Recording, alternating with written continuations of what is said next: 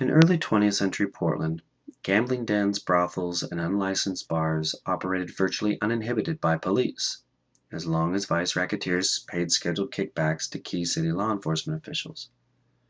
Despite early reform efforts, some municipal officials tolerated, sanctioned, and even profited from the city's vice economy.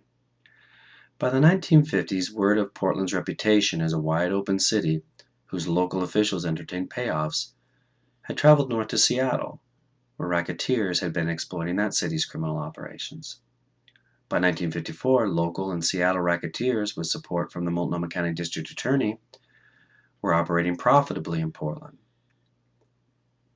In April 1956, Oregonian investigative reporters Wallace Turner and William Lambert, using information provided by the city's infamous crime boss James Elkins, exposed the city's organized crime rackets and the corrupt city law enforcement officials who either tolerated or profited from them. The Oregonian reporters also unwrapped a scheme by Teamsters union officials to take over alcohol sales and distribution in the state of Oregon and profit from Portland's vice rackets. Government officials, in fact, had been concerned for some years about union racketeering. The FBI and the U.S. Senate had been gathering evidence on the questionable organizational tactics of local Teamster bosses, to say nothing of the flamboyantly illegal activities of its most prominent leaders, Teamsters President Dave Beck and Vice Presidents Jimmy Hoffa and Frank Brewster.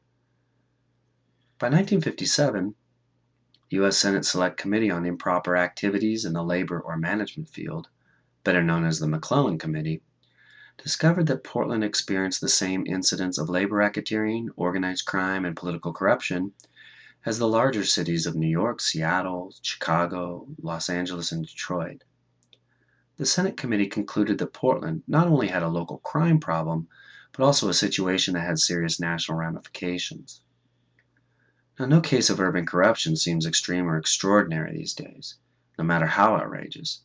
Such corruption is arguably a byproduct of the growth of American cities. Now, Dark Rose is both an urban history and true crime, with snitches and maverick reporters, corrupt politicians, labor racketeering, organized crime, and a heavy dose of FBI agents, and even Robert Kennedy as a young congressional investigator.